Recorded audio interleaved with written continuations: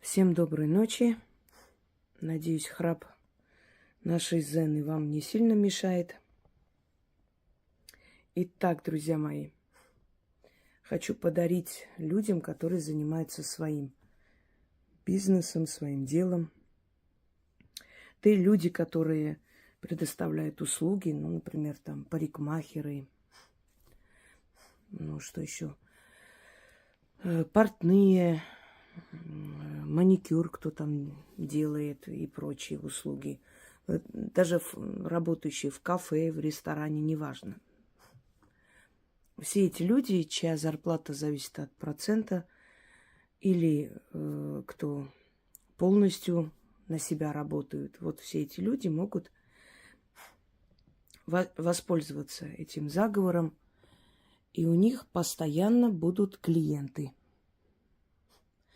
Даже если вы создаете там сайты, например, или, не знаю, пишете книги, рисуете какие-то картины, это тоже входит в товаро-денежные отношения, как бы мы ни говорили.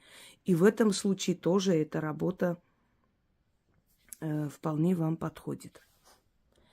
Перед вами чертенята, те самые красавцы. Еще раз хочу вам напомнить, что чертики – это хитрые духи, хранители чертогов. Ушка что-то туда вниз слишком пошла. И эти хитроумные, вездесущие духи, они охраняли и природные стихии. Они иногда в народном фольклоре, значит, а мы знаем, что все имеет под собой реальную почву. Они спускались с чертогов, чтобы помочь людям решать их проблемы. Они обладают возможностью внушить определенные мысли. Именно поэтому их силу использовали купцы испокон веков. На самом деле это может выглядеть как такая красивая история, как игра, но это абсолютная реальность, и с этими сущностями многие сталкивались. Хочу, чтобы вы понимали разницу между злыми духами-анчутками, которые рождены в болотах, и их тоже начали называть чертями, поэтому все это перепуталось понятие.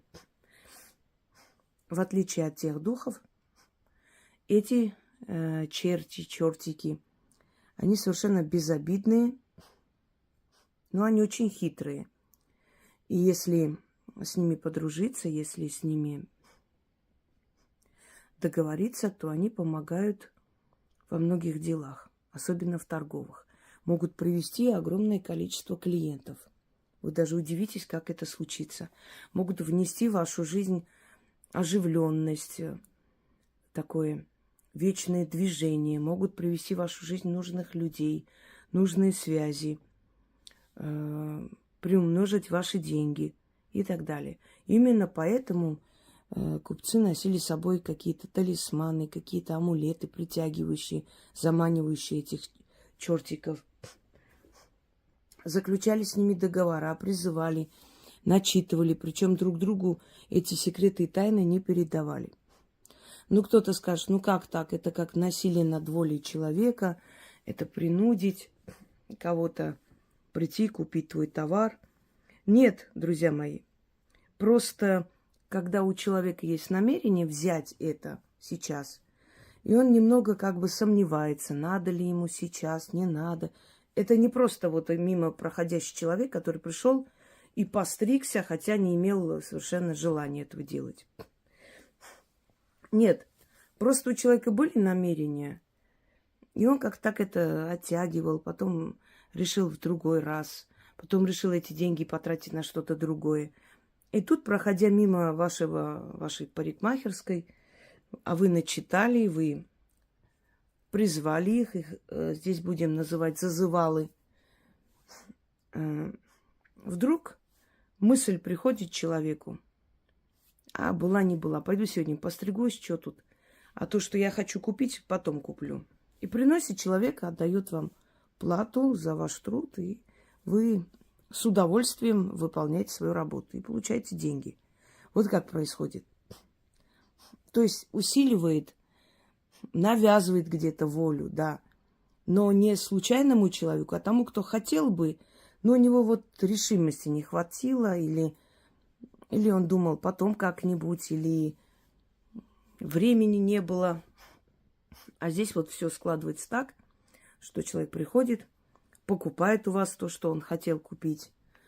Или хотел что-то другое купить, передумал, у вас пришел, купил. Неважно. Но здесь никакого преступления не совершается. Это товаро-денежные отношения. Вы честно делаете свою работу, вам честно платят, и этот человек доволен, и вы довольны. Просто вы немного его подтолкнули к этим действиям, которые никому никакого вреда не принесли. Когда вы уединяетесь или вы одна в своем магазине, мне часто пишут люди, что они не успевают просто иногда обслуживать клиентов, настолько их много, поток. Это хорошо. Лучше устать от работы, чем от безделья. Я часто иногда в торговых центрах вижу, Фортуна стоит рядом, кофе, значит, такой маленькой корзиночке мелочь рядом лежит. Я ничего не говорю. Я понимаю, откуда ветер дует и кто это сделал. Иногда узнают, иногда не узнают, потому что хозяйка, например, делает это, все ставит. А они просто продавщицы, они знать не знают, почему она это делает. Вот если бы она была в магазине, она бы, конечно, узнала. Но у меня нету цели, чтобы меня прям узнавали. Мне это, наоборот, иногда очень сильно мешает, потому что не дается отдыха, уединения своими мыслями. Но факт в том, что я иногда вижу этих чертиков, которые они ставят. Значит, все эти атрибуты, которыми мы с вами пользуемся. И это радует. Значит, люди пользуются и получают результат. Вы должны в течение дня призывать этих зазывал. И в течение всего дня у вас будет оживленная торговля. Если вы дома работаете, вы можете дома это делать. Сейчас хлопать не буду в ладоши, а то кое-кто там начнет гавкать внизу. В прямом смысле гавкать.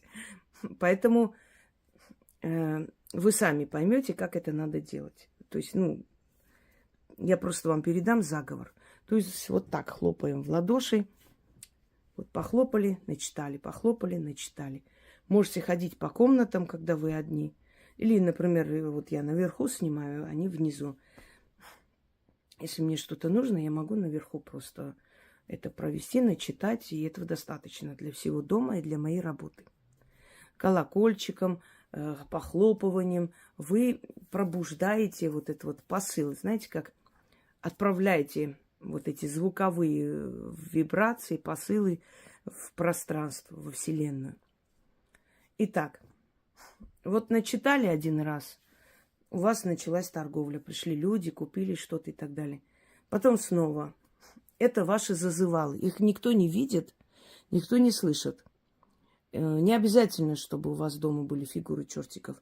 Могут они быть для ритуалов некоторых, они нужны, например. А так не обязательно.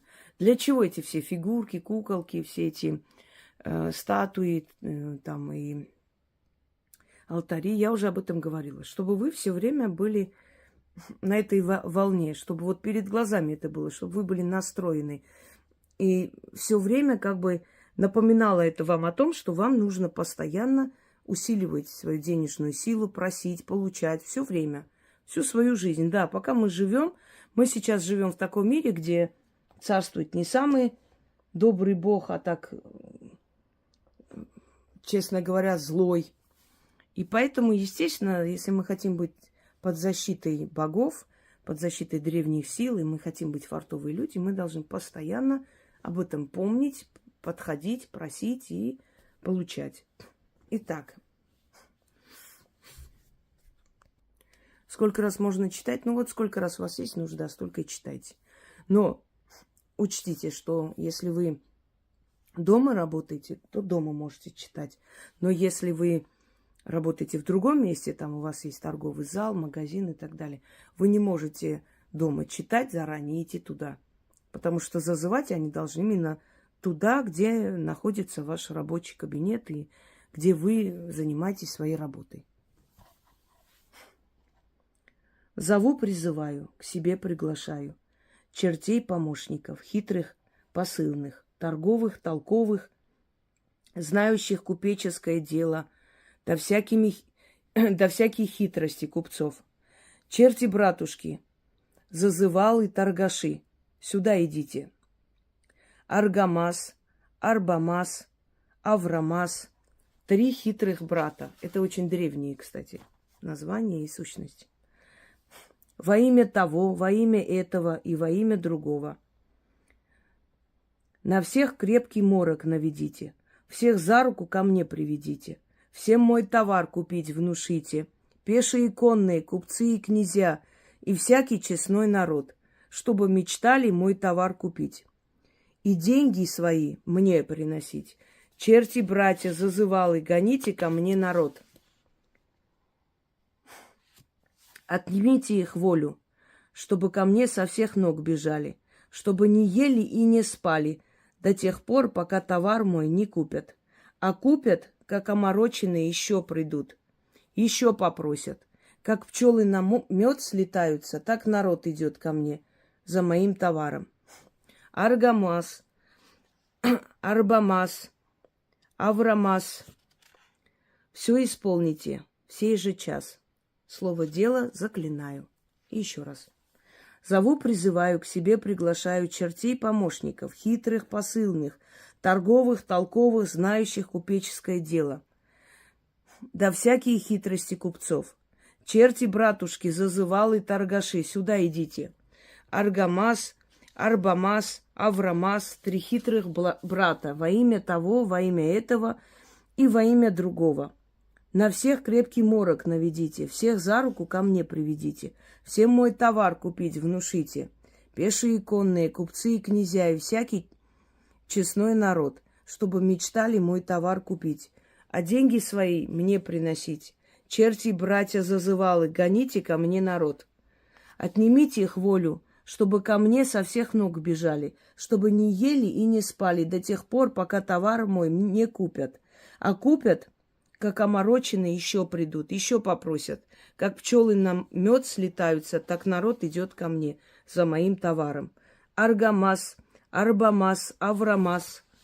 Все исполните в сей же час. Слово «дело» заклинаю. И вот так вот периодически в течение дня начитывайте. Если вы работаете дома, то постоянно у вас заказы будут поступать на ваш телефон, будут писать, или там, как вы работаете через почту, или как там, каким образом. Если у вас магазин, и вот чем чаще, тем больше вы заметите, что сильнее и сильнее они начинают приводить к вам людей. Все время. Это срабатывает даже в тот момент, когда я просто снимаю ролик, чтобы вас научить или показать. Вот даже в этот момент это работает. Не раз это проверено. Желаю вам удачи.